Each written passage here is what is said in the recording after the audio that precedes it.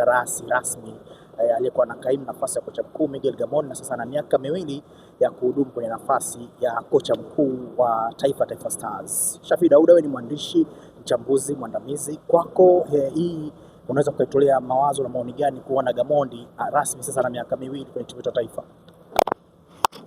Kwanza kabisa nimpongeze mwalimu Gamondi na kwa kupata hiyo fursa, lakini pia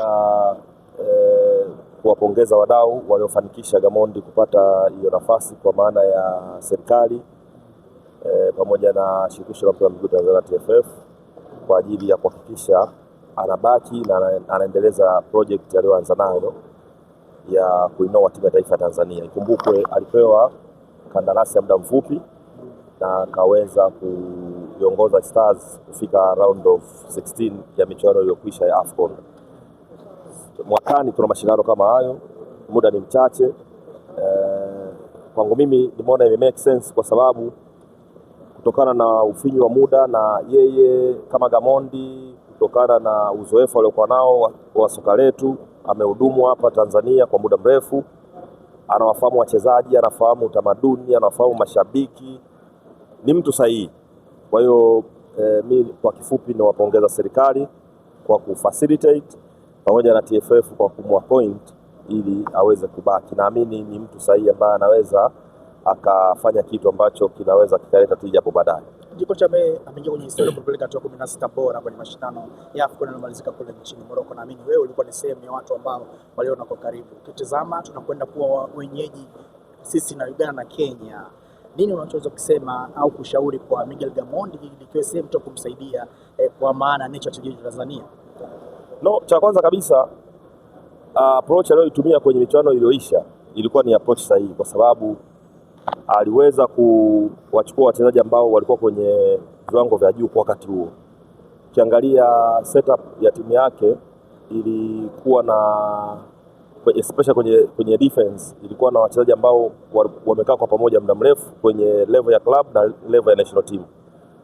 Kwa maana ya ile backline ya Yanga ilikuwa ni idea nzuri kuwashirikisha wote kwa pamoja, lakini pia kuwapa opportunity wachezaji ambao walikuwa na uwezo na walihitajika kucheza kupata nafasi, mfano Alphonse Mabula. Kwa waliokuwa wengi, na mimi nakumbuka mimi binafsi wa Tanzania wengi sana ambao walikuwa wananipigia, nani Alphonse anacheza timu gani? Watu wengi hawajui kama ni kwanza ni mchezaji wa Tanzania ambaye amecheza timu ya taifa ya Tanzania before, timu za vijana amecheza. Kwa hiyo wapo wachezaji wa aina yake wengi, na naamini kwa namna ambavyo waliweza kwenda kumfuatilia Alphonse kule Azerbaijan na kumuona, wapo wengine wengi sana ambao wana uwezo mkubwa, na kienda kuwafuata akaja akawapa nafasi kama alivyowapa kina Alphonse, naamini ataweza kuwa na wigo mpana wa kuchagua timu ambayo itaweza kumpa matokeo. Sisi tukiwa wenyeji haitapendeza kusema kweli tutolewe kwenye hatua ya mwanzoni kabisa ya makundi.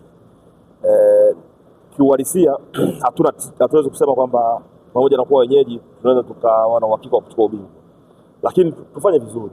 Kwenye muktadha wa kufanya vizuri unaweza ukauangalia kwa mazingira tofauti. Mojawapo tufuzu hatua makundi, tuingie kwenye round of 16 ambao tayari tumefika mwaka huu. Kwa hiyo tumeweka kidogo standard, si ndio? Tukifika round of 16 tukafanikiwa kwenda hatua ya robo finali, kwangu mimi tayari itakuwa ni mafanikio tosha. Kama tukienda nusu semi final na tukafanikiwa kuchukua ubingwa itakuwa ni bonus. Lakini mimi ukiniuliza tukiwa wenyeji na michuano inachezwa hapa Mkapa Stadium, ndio Arusha Stadium, uwanja utakuwa umekamilika, naamini basi angalau tufike robo finali, kwangu mimi itakuwa ni mafanikio makubwa. Unaamini kuna pressure yoyote ile ambayo Taifa Stars inapewa kwa sasa hivi kuwasikiliza viongozi wa wizara TFF wanadai kwamba pombe ikiwezekana libaki hapo? Nafikiri kuna pressure yoyote Gamondi anaipata kuelekea kama anatishwa fulani? No, sio kutishwa, ni matarajio. Unajua unapokuwa una aim matokeo makubwa ni lazima uwaze kwa picha kubwa. Kwa hiyo hatuwezi kuzungumzia kufika robo finali kwa kuiwazia robo finali. Ukiwazia finali ukaiwazia ubingwa unaweza kaishia robo finali. Kwa hiyo mimi naiona ni kauli za kwa ajili ya kutengeneza motivation kwa wachezaji, lakini pia kwa mashabiki, na sisi tuwe motivated, tusigeuze ikawa ni pressure kwa kocha na kwa benchi la ufundi na wachezaji. Mimi naiona ni kauli ambayo inatujenga, inatupa hamasa ya kuamini kwamba tunaweza tukashindana tukijipanga vizuri, kwa sababu resources zote zipo, hatuna sababu ya kutofanya vizuri. Dunia sasa hivi wote tumeshuhudia level ya anayejua na asiyejua imepungua, ni tofauti na zamani.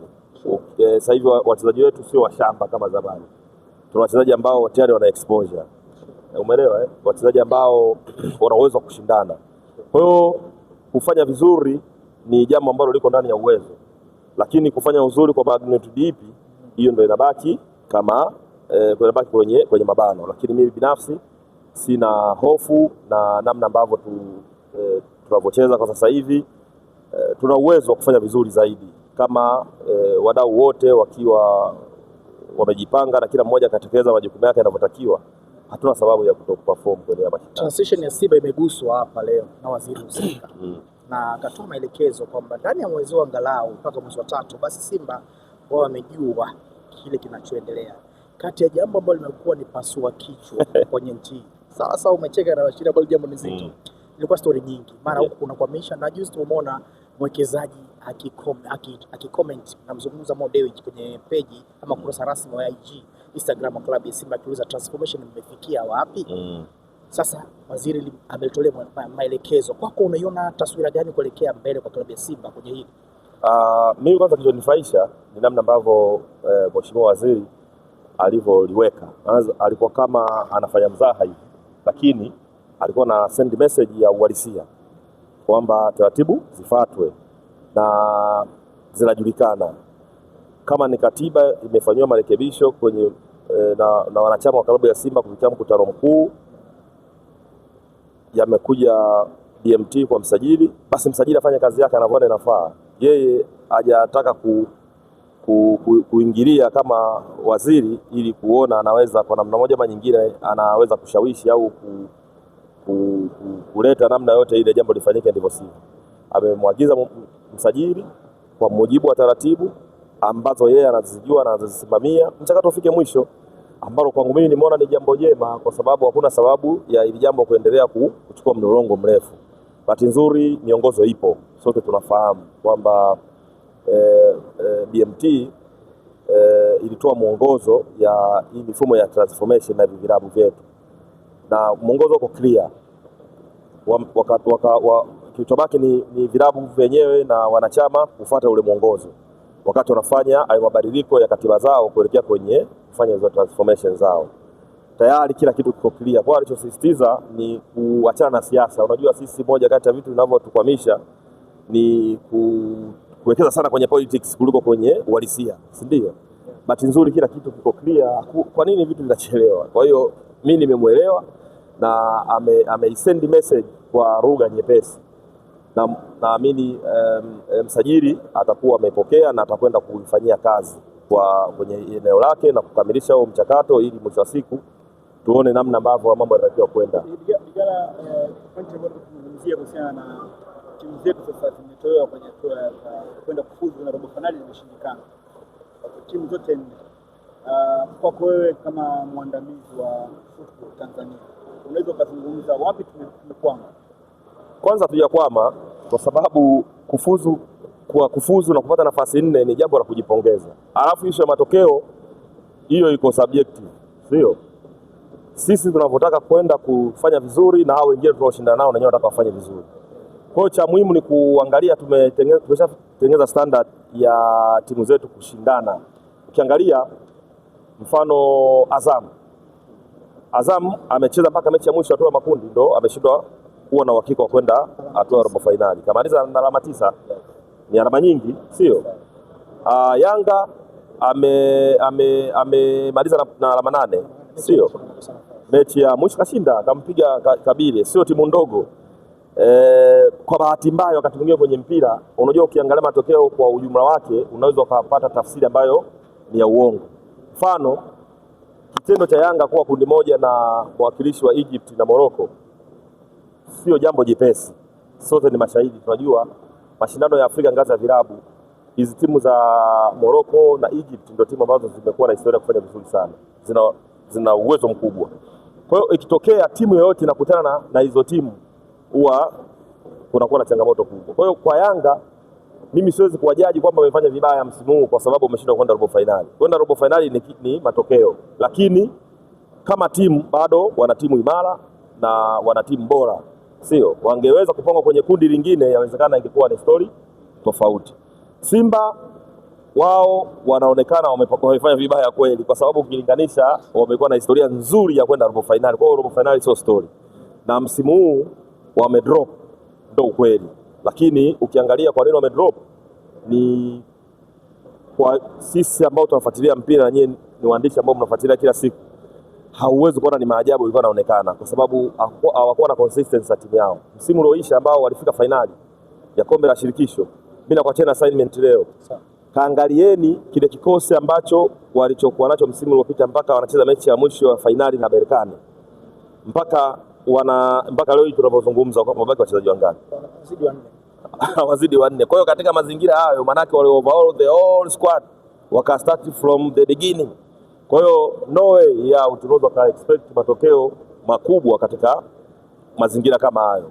Kwa kosa kubwa walilofanya ni kuwatoa wachezaji ambao walikuwa key, wote wachezaji muhimu wote ambao walifanya vizuri kwa mujibu wa namba na takwimu, kina Ahoua, kina Mkwara, sio Ngoma, wachezaji wote wakawatoa, wakasajili wachezaji wapya. Kwa hiyo ilikuwa ni maajabu kama wangeweza kufanya vizuri msimu huu.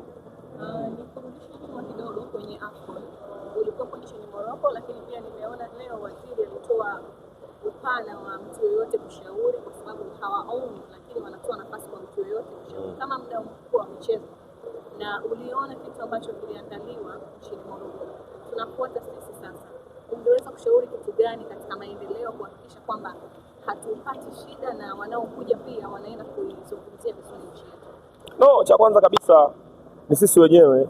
Unajua, wakati tukiwa tunawaangalia, labda tukiamini serikali, labda wizara ndio wenye jukumu, wadau wote tuna jukumu, na sisi kama waandishi ni jukumu letu kuhakikisha tunatengeneza maudhui yatokanayo na ile tournament kwa ajili ya sio tu kuripoti matokeo, lakini kuona namna gani hii tournament inayofanyika hapa kwetu inaweza ikatusaidia sisi pia kugenerate maudhui tofauti na kutanua wigo wa kufanya coverage kwenda kwenye kwenye utalii, si ndio? Na kwenyewe kuna namna ambavyo tunaweza tukaangalia ujio wa AFCON unaweza ukasaidia nini kuboost kwenye sekta ya utalii. Na kwenye michezo pia AFCON ikija kufanyika hapa, wadau wengi wa michezo wana fursa nyingi ambazo wanaweza kuziendea. Kwa hiyo tunahitaji kukaa chini kwa pamoja, kila mmoja, nafikiri tulikuwa nafasi kwa kila mmoja, lakini end of the day lazima kuwe na mfumo au kwa utaratibu ambao panatukutanisha ili tuweze kufanya brainstorming session ya kuzikusanya hizo idea zote na mawazo yote, ili mwisho wa siku tutoke na pepa moja ambayo itakuwa ndio mwongozo, ili tuweze kufikia malengo mapana na makubwa ambayo tunatarajia. Ikiwa mmoja mmoja anajifanyia huko aliko, inaweza ikawa na tija lakini isilete ile impact kubwa. Mimi naamini kwa haya mawazo ambayo kila mmoja akia generate, afu kukawa na sehemu ambayo ni imeandaliwa, naamini wizarani, bahati nzuri viongozi wetu kina Msigwa ni watu ambao wanafikika, wanaweza wakatengeneza utaratibu ambao utaturahisishia sisi kwa pamoja kuona namna gani tunaweza tukayaunganisha mawazo yetu na tukatengeneza kitu ambacho tukakishambulia kwa pamoja kwa lengo la kupata matokeo makubwa wakati tunasema kabla, wakati na baada ya mashindano. Serikali kwa sasa hivi, mmoja kati ya watu ambao watakaohitajika kwenye kutoa mawazo yao Igala kwa sababu anasimamia kwa muda mrefu sana wachezaji, pengine kuelekea kwenye AFCON ya mwakani. Tunazungumzia tumebakiza